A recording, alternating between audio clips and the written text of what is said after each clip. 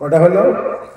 4, 5 এবং 6 পরের আয়াতে আল্লাহ রাব্বুল আলামিন বলেন ওয়াল্লাযীনা হুম লিআমানাতিহিম ওয়া আহদিহিম রাউন,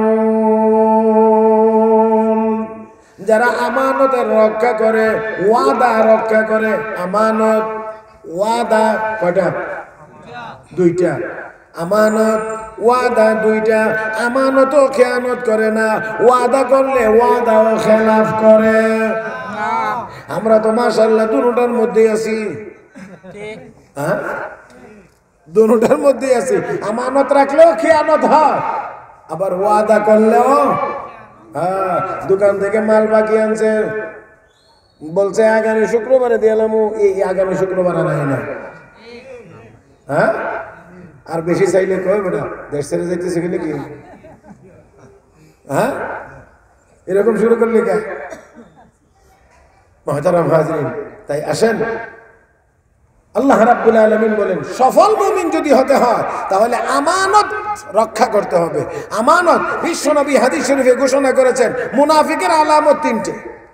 আয়াতুল মুনাফিক সালাস, মুনাফিকের আলামত 3টা। কথা বলে তো মিথ্যা কথা বলে, ওয়াদা করে তো খেলাফ করে, আমানত রাখলে খেয়ানত করে।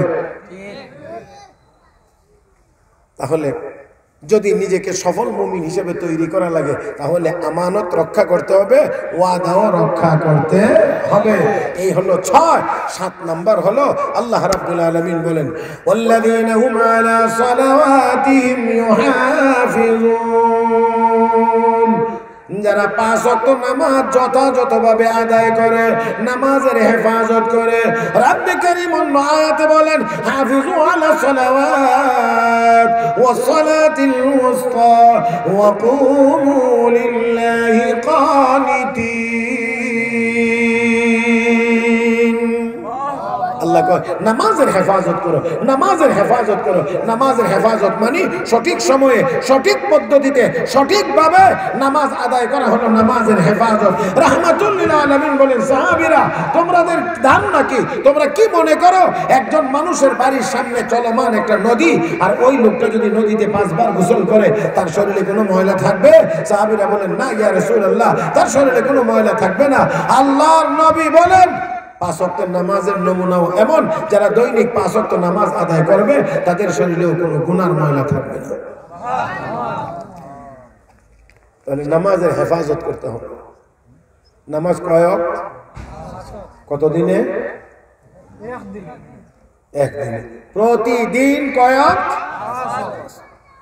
এই 5 ওয়াক্তের নামাজ আমরা ইনশাআল্লাহ সময় মতো সঠিকভাবে জামাতের সাথে আদায় করব। সবাই বলি ইনশাআল্লাহ। তাহলে খেয়াল করেন 7 নম্বর গুণ হলো এটা। নামাজ দিয়ে প্রথম গুণ শুরু। আল্লাযীনা হুম ফি সালাতিহিম খাশিউন, যারা একাগ্রতার সাথে নামাজ পড়ে। প্রথম গুণ নামাজ দিয়ে, আবার 7 নাম্বারটাও নামাজ দিয়ে। আগেরটা হলো 1 নাম্বারটা হলো নামাজের আভ্যন্তরীণ বিষয়, নামাজের ভিতরের হালত খুশু থাকতে হবে, খুদু থাকতে হবে। আর 7 নম্বরে গিয়ে বলা হয়েছে 5 ওয়াক্তের নামাজ আদায় করতে হবে। তার মানে 5 ওয়াক্তের নামাজ খুশু খুজুর সাথে আদায় করা, আগে আর পরে মিলাইলে ও মুসলমান দাঁড়ায় কি? মুফাসসিরিন ইকরাম বলেছেন নামাজ দিয়ে আল্লাহ সফল মুমিনের কাজ শুরু করেছেন, নামাজ দিয়ে শেষ করেছেন। তার মানে যেই লোকটা সঠিকভাবে 5 ওয়াক্তের নামাজ আদায় করবে, আল্লাহ নামাজের বরকতে অন্যান্য গুণগুলো তার মধ্যে দান করবেন। সুবহানাল্লাহ। নারে তাকবীর, আল্লাহু আকবার। দিন ইসলাম, দিন ইসলাম জিন্দাবাদ, জিন্দাবাদ। সাউতুল হেরা মাদ্রাসা জিন্দাবাদ, জিন্দাবাদ। তাফসীরুল কুরআন মাহফিল জিন্দাবাদ, জিন্দাবাদ। আল্লামা মেরাজুল হক জিন্দাবাদ, জিন্দাবাদ। নারে তাকবীর, আল্লাহু আকবার। মুহতারাম হাজিরিন, তাই আসুন এই তাকওয়ার মাসে, কোরআন নাজিলের মাসে, এই তাফসীর মাহফিলের শেষ প্রান্তে আমরা পাক্কা নিয়ত করি আর নামাজ কোনোদিন ছাড়ব না ইনশাআল্লাহ। আর নামাজ ছাড়ব না। রমজান আইলে অনেকে আবার নামাজ ধরে, রমজান গেলে এমন কিছু মুসল্লি এমন না। নামাজ, রমজানের রোজা সারা বছরে 1 মাস ফরজ, নামাজ প্রতিদিন। হ্যাঁ, খেয়াল রাখতে হবে। আপনি একটু চিন্তা করেন, 30টা যদি হয় তাহলে 30টা রোজা, 30টা ফরজ, তাই না?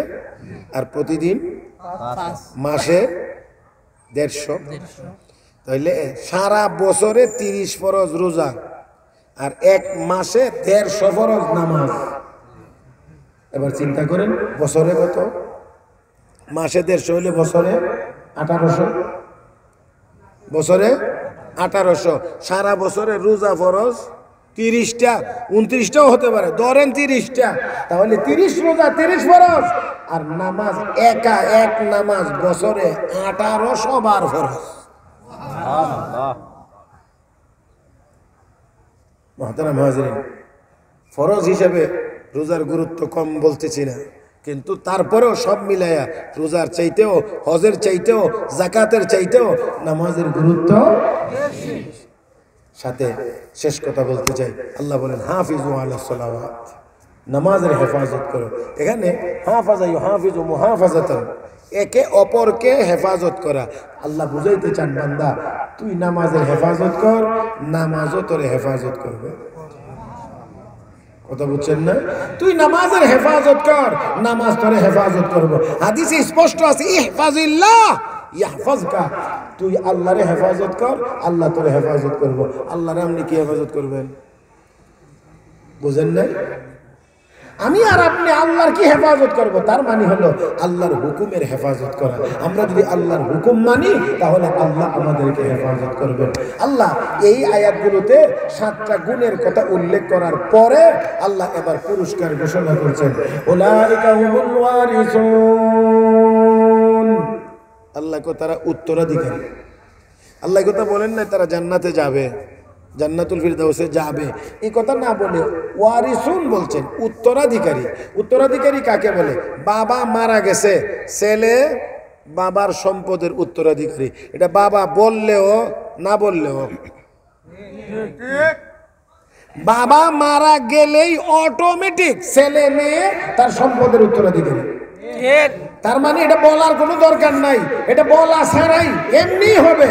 তো আল্লাহ বলতে চান, এই 7 গুণ যেই মুমিনের মধ্যে থাকবে, বাবা মারা গেলে ছেলে যেমন অটোমেটিক সম্পদের উত্তরাধিকারী হয়, এই 7 গুণওয়ালা মুমিন মরবে আর জান্নাতের মেহমান হয়ে যাবে। এটা যেমন নিশ্চিত, এটাও নিশ্চিত। তারপর আল্লাহ বলেন, আল্লাযীনা ইয়ারিসুনাল ফিরদাউস, সাধারণ কোনো কিছুর ওয়ারিস না, তারা উত্তরাধিকারী হবে জান্নাতুল ফিরদাউসের। আর উত্তরাধিকারীর আরেক ব্যাখ্যা মুফাসসিরিন ইকরাম লিখেছেন, এটা বড় চমৎকার। একেবারে শেষ জায়গাতে এসে একেবারে আমার দিকে তাকায়া এই কথাটা শুনবেন। আল্লাহ যে বলছেন উত্তরাধিকারী, এক অর্থ তো হলো নিশ্চিত জান্নাত, আর একটা হলো উত্তরাধিকারী। আল্লাহ কেন বলছেন? একেবারে আমার দিকে তাকান, আমার দিকে। যত মানুষ দুনিয়াতে এসেছে, যত মানুষ দুনিয়াতে আসবে, সব মানুষের জন্যেই আল্লাহ জান্নাতেও বাড়ি বানাইছেন, জাহান্নামেও বাড়ি বানাইছেন। কথা বুঝেন নাই? তাহলে আপাতত যত মানুষ চলে গেছে তারাও বাদ, আপাতত যত মানুষ দুনিয়াতে এখনো আসে নাই তারাও বাদ। আপাতত আমরা যারা দুনিয়াতে আসি তাদেরটা হিসাব করি, বর্তমান দুনিয়ায় প্রায় 800 কোটি মানুষ। কত? 800 কোটি। এর মধ্যে 600 কোটি মানুষই বিভিন্নভাবে অমুসলিম। কেউ ইহুদি নামে, কেউ খ্রিস্টান নামে, কেউ মূর্তি পূজার নামে, কেউ অগ্নি পূজার নামে, যেইভাবেই হোক 600 কোটি মানুষ অমুসলিম। ঈমান নাই, আর ঈমান ছাড়া জান্নাত নাই।